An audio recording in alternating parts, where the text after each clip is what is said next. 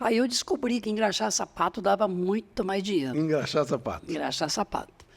Aí eu fui até a prefeitura, tirei uma licença, eu, mais os 4 irmãos, não, mais 3 irmãos, nós éramos 4, cada um pegou uma caixinha, aí começamos a engraxar sapato na Praça Afonso Pena, que essa praça existe até hoje, mas lá em 1966. E rendia mais mesmo?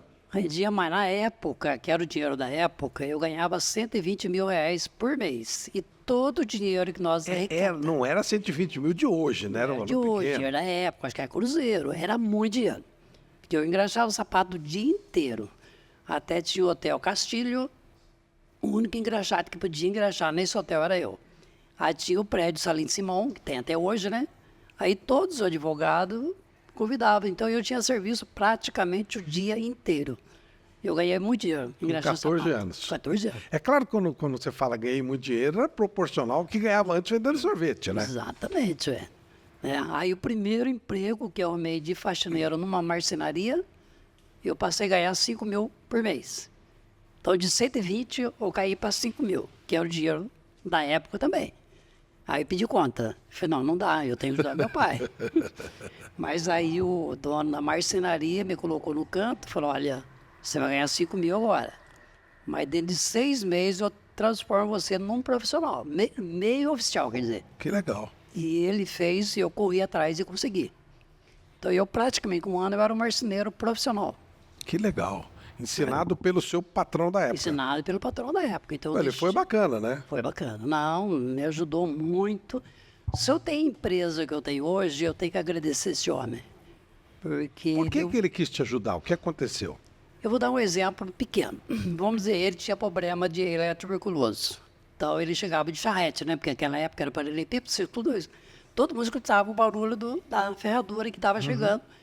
E de repente ela estava na rodinha e aquela rodinha desfazia. Aí um dia ele desceu a pé, andou uns 100 metros a pé. E chegou lá e pegou nós na rodinha. Aí só chamou eu no escritório. Na época me chamava de Toninho, né? Porque o meu nome é Antônio. Ô Toninho, vem cá. Aí eu fui. Aí ele deu a dica para mim como que eu não posso mostrar medo para o meu superior. Eu tenho que mostrar que eu sou profissional. Então, a partir de hoje, você nunca mais desmancha uma rodinha. Porque aquela rodinha, você pode estar falando bem do serviço, pode estar falando alguma coisa, mas normalmente você está falando sobre o serviço. E eu acredito que daqui para frente você vai falar sobre isso só. Que legal. E foi assim. Foi assim. Então, você não mostra medo para o seu superior. Pode ser quem for. Você procura ter um diálogo normal com ele.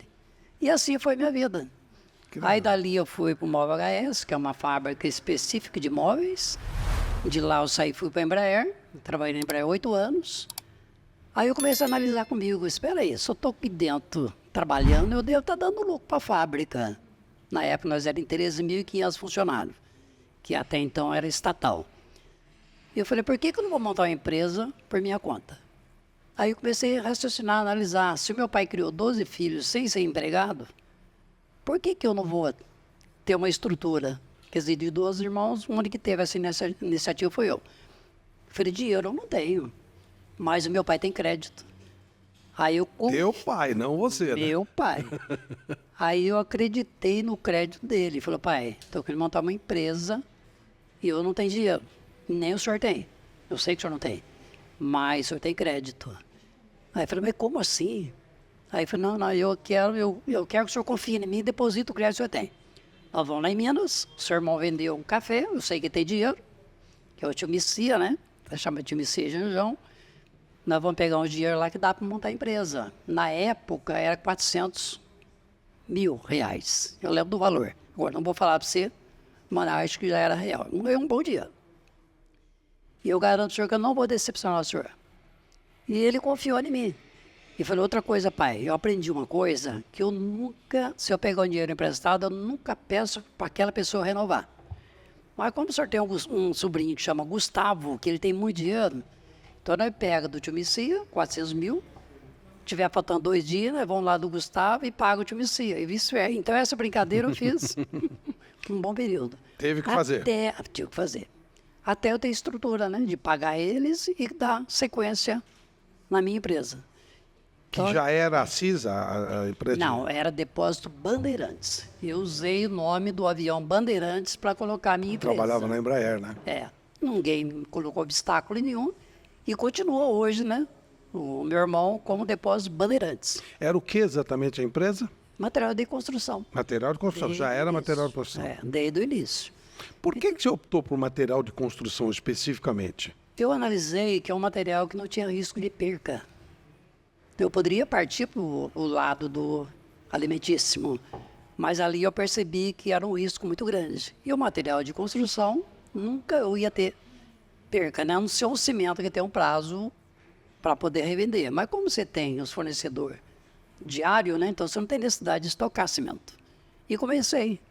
E eu falei para você, aí quando eu iniciei, eu vendia todo o material, tijolo, bloco. O tijolo em comum tinha um lado assim meio diferente. Eu tinha que carregar esse tijolo 2 horas da manhã na olaria antes que o pessoal começasse a bater tijolo. Sozinho? Aí eu comprei um caminhão no nome do meu compadre, porque eu não tinha crédito para comprar caminhão. Ainda não tinha crédito. E fui lá em Minas, peguei o primo como motorista. Então era eu e meu primo. 2 horas da manhã a gente estava na olaria, carregando. Aí tinha um Fusquinha verde.